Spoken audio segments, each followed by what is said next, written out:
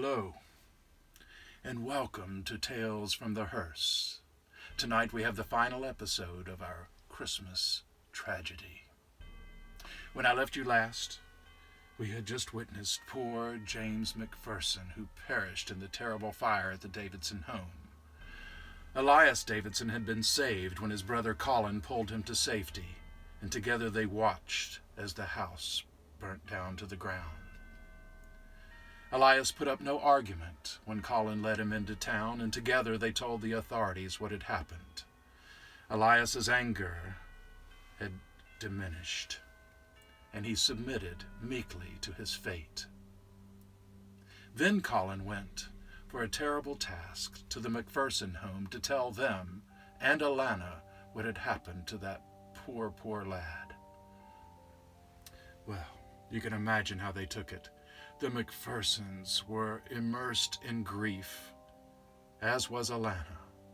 But unlike the McPhersons, who expressed their grief openly and wept aloud, Alana sat stoically, totally quiet.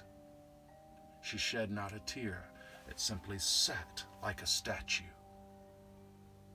Eventually, even in their grief, the McPhersons turned to her to try to comfort her. But still, she sat, expressing no emotion whatsoever. Eventually, they decided that it was best to let her grieve in her own way, so they left her in the little bedroom there in the back of the house. And off they went, eventually, to try to find solace in sleep. Alana sat there in the darkness for hours. Eventually, just before dawn, she rose, and she pulled from the carpet bag where her clothing had been stored her mother's wedding dress.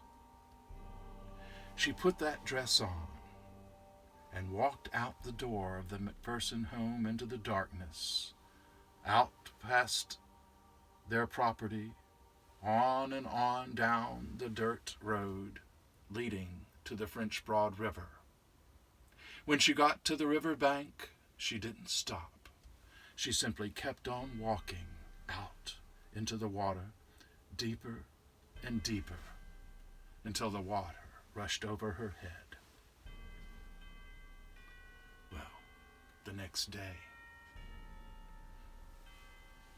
Elias, of course, was in jail, and people began to wonder where Alana had gone. The McPhersons had missed her. They reported that and had got another search party up to look for her. Of course, they went first to the Davidson home, where only the ashes of that house could be seen.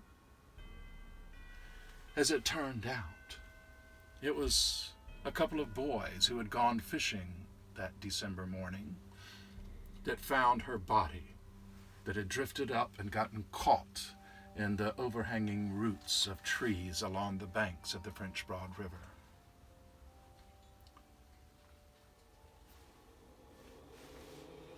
I think we have another visitor.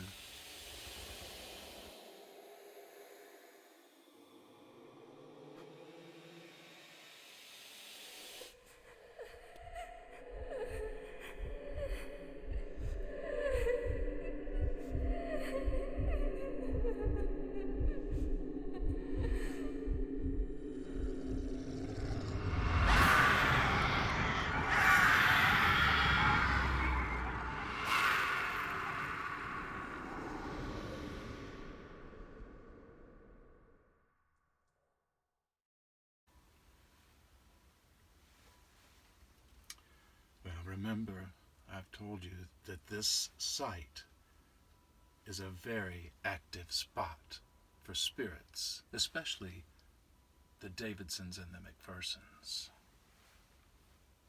Well, I believe things have settled down. There's still more to this story to be told. Since Elias had put up no argument about his guilt, justice was swift, and in those days they wasted no time in carrying it out. The executioner was called upon. A gallows was built, and the crowd gathered to see Elias Davidson executed by being hanged by the neck until dead. Elias climbed that gallows, and the executioner put the rope around his neck. But unfortunately, the job was not done well. There is something that has to be done precisely right for a hanging to be done correctly. Unfortunately, this executioner had botched the job.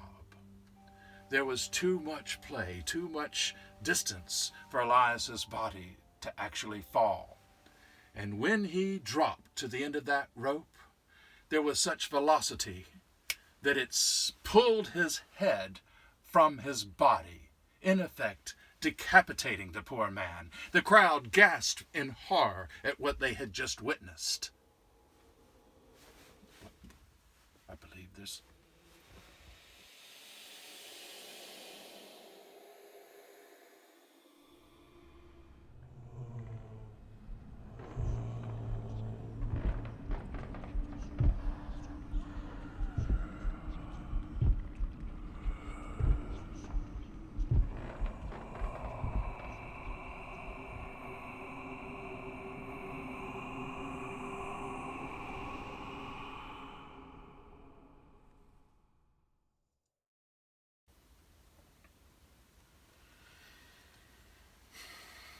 Well,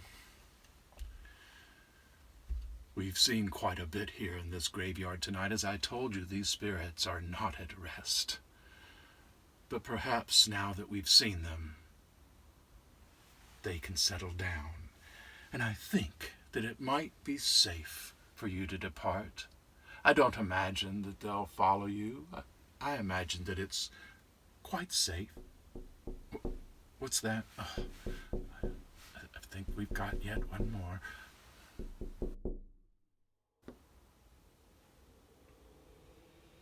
Well, I thought I heard a tapping, didn't you? But there doesn't seem to be anyone there. Wait, there does seem to be just a little bit of movement. If you look behind that tombstone, there seems to be just the slightest...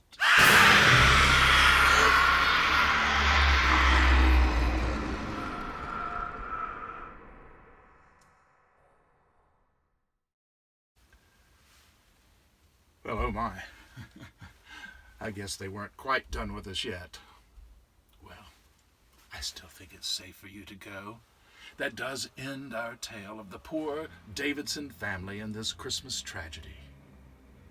But there are more stories of Christmas horror that you can read if you get my book, The 13th Day of Christmas and Other Tales of Yuletide Horror, available on gestaltmedia.com. Well, thank you for joining me for these tales from the hearse. I hope you'll take another ride with me before too long. Good night.